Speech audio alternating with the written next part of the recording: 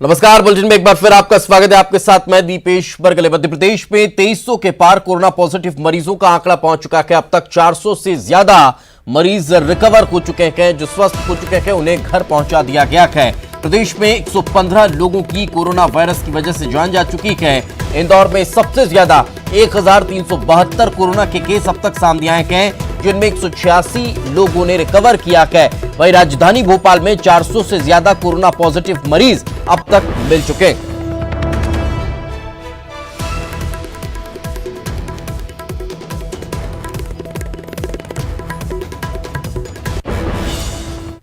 वहीं छत्तीसगढ़ से कोरोना को लेकर एक अच्छी खबर निकलकर सामने आ रही है। आज कोरोना पीड़ित 2 और मरीज स्वस्थ होकर अपने घर लौट चुके हैं। दोनों की फाइनल रिपोर्ट नेगेटिव आने के बाद रायपुर एम्स से उन्हें डिस्चार्ज किया गया। अब राज्य में कोरोना पीड़ित मरीजों की संख्या महज 3 रह गई है, जिनका रायपुर एम्स में इलाज चल रहा है। छत्तीसगढ़ में कुल 37 कोरोना पीड़ित मरीजों में से 34 अब पूर्ण रूप से स्वस्थ होकर अपने घर भी जा चुके हैं।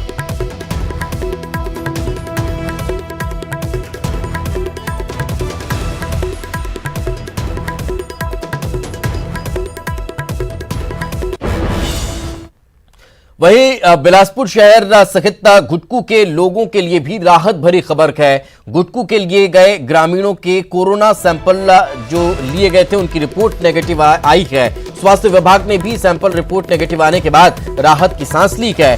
बीते दिनों मध्य प्रदेश के डिंडौरी के करंजिया में मिले संक्रमित युवक के तार गोरखपुर, गौरेला और बिलासपुर के गुटकू में मिलने के बाद हड़कंप मच गया था। आनन फानन में गुटकू में जांच कर 38 घरों के सदस्यों को होम क्वारंटीन किया गया था।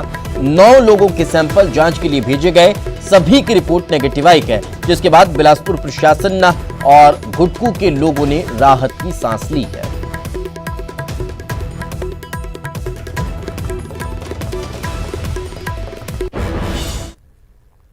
लॉकडाउन के दौरान लोग जब भी घरों से निकल रहे हैं, लगातार नियमों का उल्लंघन कर रहे हैं। राजधानी रायपुर में लापरवाह वाहन चालकों की कमी नहीं है। जब से लॉकडाउन हुआ है उस दिन से लेकर अब तक 7000 से ज्यादा लोगों पर जुर्माना किया गया है। यातायात विभाग ने 72 लाख रुपए का जुर्माना वसूल किया।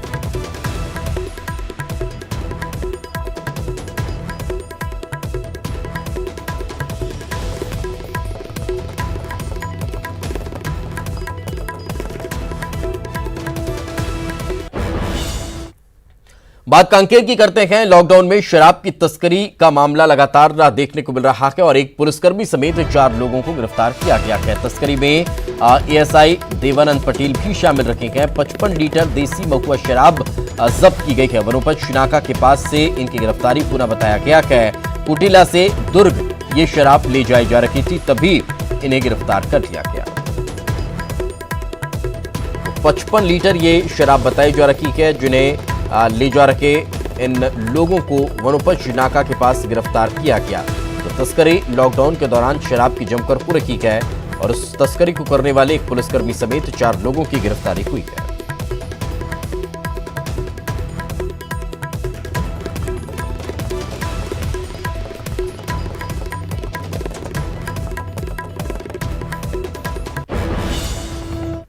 छत्तीसगढ़ से राजस्थान के कोटा में पढ़ने गए छात्रों की आज वापसी हो गई है। दुर्ग जिले में करीब 500 छात्र पहुंचे। ये सभी बच्चे सरगुजा संभाग के रहने वाले हैं, जिन्हें भिलाई दुर्ग में रुकवाया गया है। सभी छात्रों को क्वारंटीन किया गया है। भिलाई के रुंगटा कॉलेज में 220 छात्रों के रुकने की व्यवस्था की गई है। वहीं 280 छात्राओं के लिए दुर्ग के विज्ञान विकास केंद्र में क्वारंटीन सेंटर बनाया गया। जिला प्रशासन और अधिकारियों की मौजूदगी में सभी बच्चों को बस से उतारा गया और सबकी जांच के बाद उन्हें क्वारंटीन किया गया। छात्र छात्राओं के अलावा उनको लेने के लिए जाने वाले ड्राइवर और कंडक्टर को भी क्वारंटीन किया गया।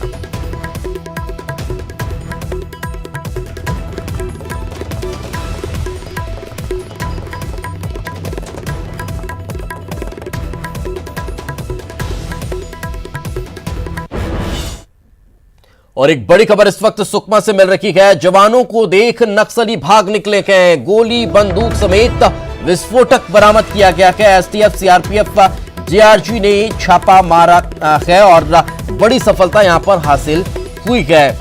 मैलासुर के जंगलों में ये कार्रवाई की गई है।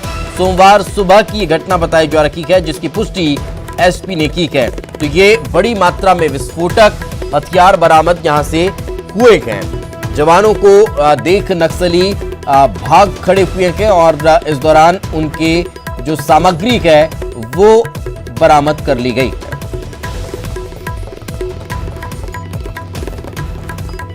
ये बड़ी खबर इस वक्त हम आपको बता रखे हैं छत्तीसगढ़ से, सुकमा से ये बड़ी खबर निकलकर सामने आ रही है। जवानों को देख नक्सली उल्टे पैर भाग खड़े हुए हैं।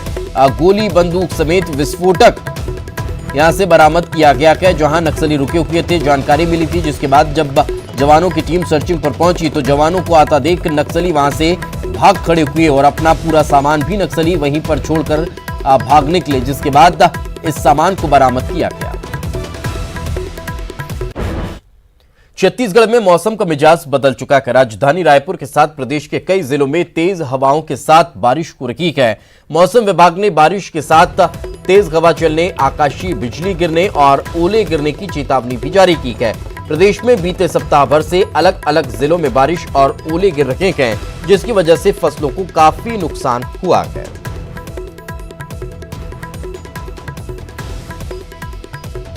लगातार मौसम में बदलाव हो रहा है। मौसम वैज्ञानिकों ने भी इस बात का अनुमान लगाया है कि प्रदेश के कई जिलों में इस तरह से बारिश होने वाली है।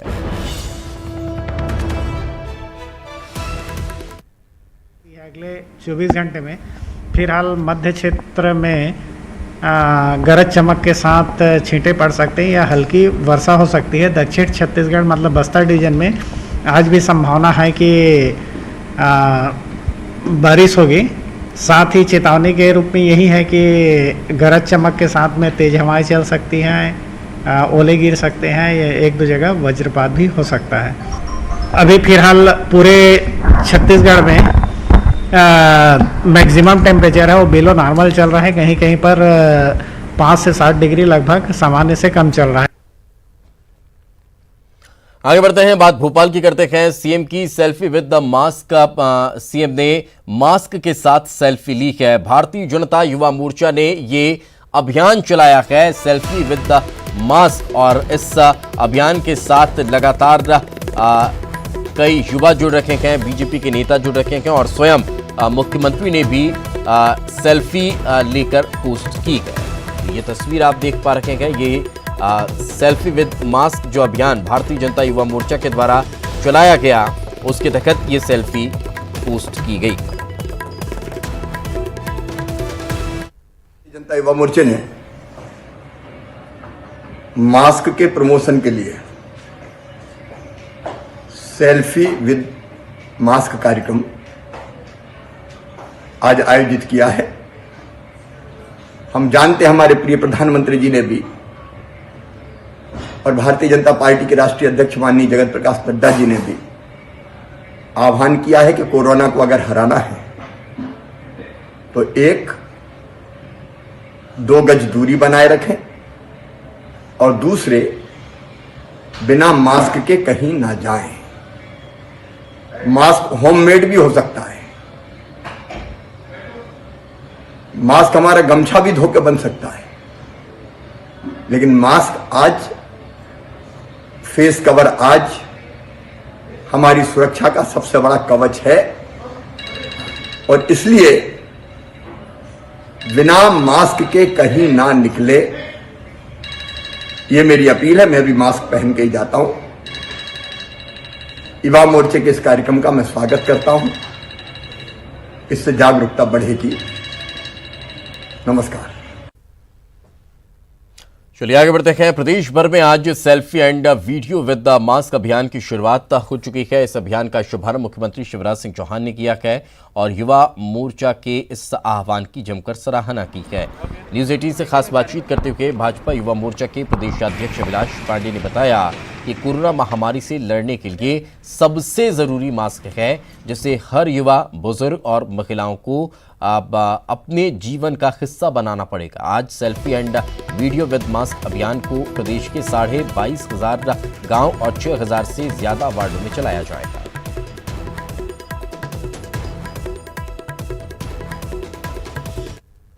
संक्रमण के इस दौर में मध्य प्रदेश में selfie and video with mask एक नए अभियान की शुरुआत भारतीय जनता युवा मोर्चा द्वारा की गई, जिसकी शुरुआत आज मुख्यमंत्री शिवराज सिंह चौहान ने की है। क्या मुख्य मकसद है और क्या किस तरीके से स्वरूप रहेगा इस पूरे अभियान का? हमारे साथ बातचीत के लिए अभिलाष पांडे जो कि प्रदेश अध्यक्ष युवा मोर्चा के मौजूद हैं। अभिलाष जी, क्या मंशा है? चूंकि कोरोना का एक काल है, अमूमन उससे ही बचने के लिए होगा, लेकिन क्या किस तरीके से रूपरेखा रहेगी इस पूरे अभियान की?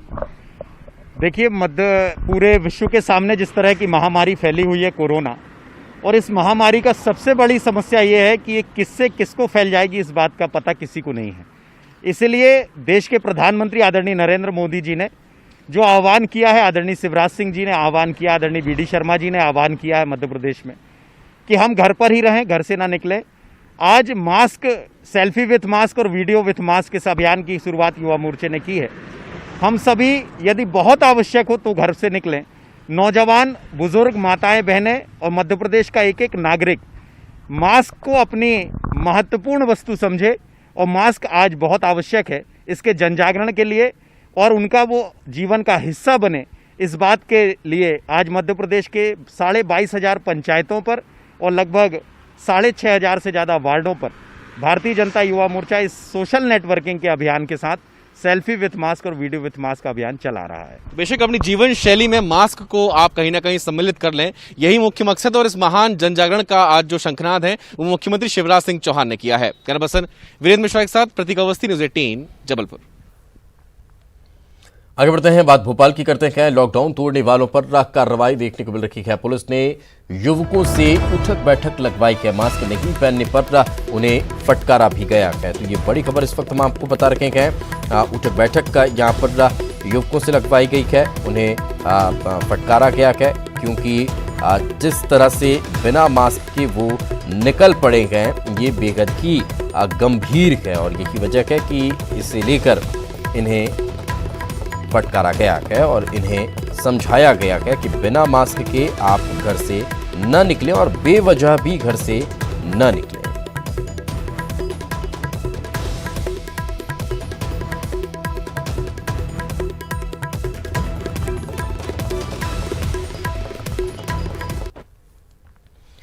आगे बढ़ते हैं, कोरोना को लेकर बड़वानी से लगातार राहत की खबर निकलकर सामने आ रही है। आज भी ट्रामा सेंटर से 3 और कोरोना को कराने वाले मरीजों को छुट्टी दी गई है।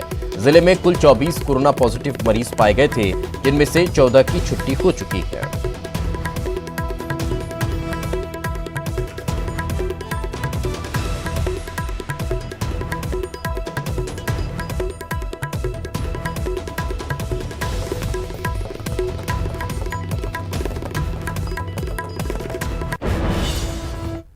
और चलिए फिलहाल रुकेंगे एक छोटे से ब्रेक के लिए। ब्रेक के बाद जल्द लौटते हैं।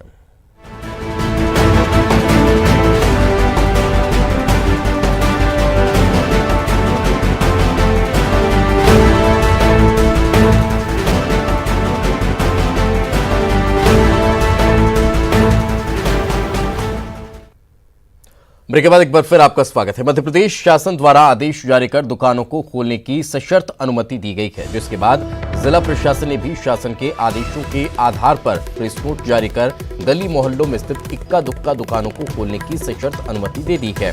लेकिन इसका पता चलते ही लोगों की भारी भीड़ शहरी और कस्बाई बाजारों में उमड़ पड़ी है। मुख्य सब्जी बाजार या सब्जी मंडी में बड़ी संख्या में लोग पहुंचने लगे हैं सब्जी लेने के लिए।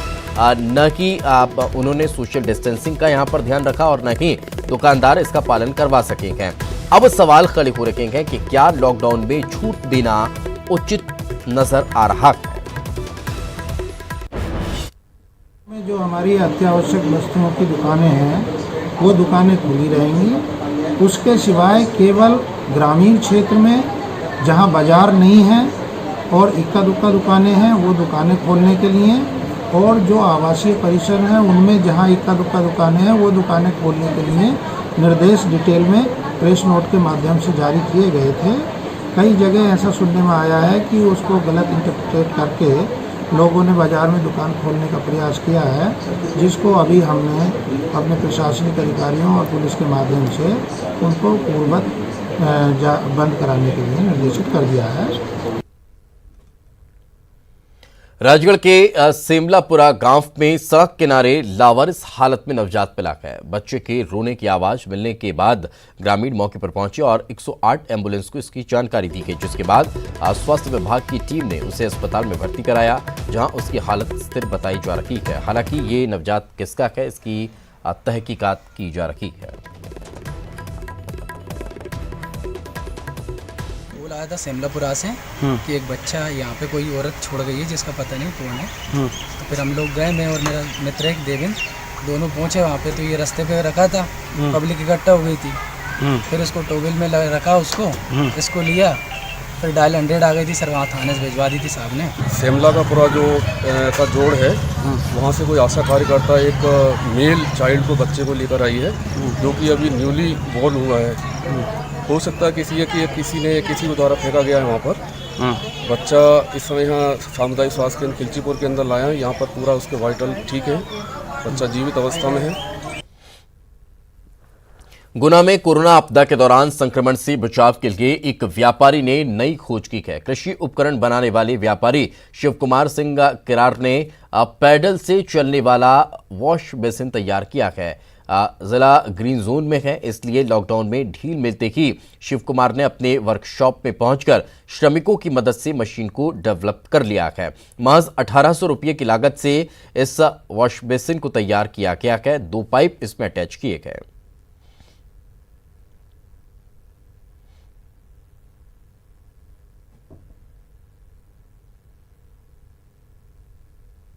पूरा देश कोरोना महामारी से ग्रस्त है।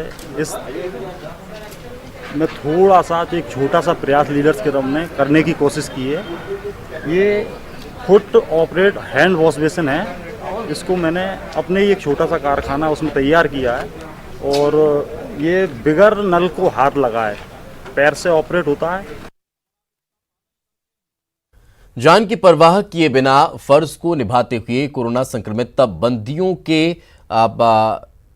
हाथों में हथकड़ियां बांधने वाले जाबाज आरक्षक का क्वारंटाइन के बाद घर पहुंचे तो परिजन के द्वारा उनकी आरती उतार कर स्वागत किया गया। आरक्षक के सुरक्षित घर लौटने पर परिजन अपनी आंखों से आंसू नहीं रोक पाए। चोरकटा थाने में पदस्थ आरक्षक सत्यनारायण भदौरिया की ड्यूटी इंदौर से आए कोरोना संक्रमित बंदियों की सुरक्षा में लगाई गई थी। दोनों ही बंदियों को जब रीवा से भोपाल भेजने का आदेश जारी हुआ तो उनके हाथों में हथकड़ी बांधने की जिम्मेदारी अधिकारियों ने उक्त आरक्षक को दी थी। मन में डर का भाव होने के बाद आरक्षक ने फर्ज को महत्व दिया, निभाया और उसके बाद फिर वो स्वस्थ होकर अपने अब घर पहुंचा है। हथकड़ी लगाई थी 14 तारीख को, यहाँ से जब रवाना हुए थे इंदौर के लिए, हॉस्पिटल से बाहर ला गया, एम्बुलेंस में बिठाकर हथकड़ी लगाई गई थी। उस दिन के बाद मुझे क्वारंटाइन कर दिया गया। आज पूरे दिन होने पे वापस घर आया।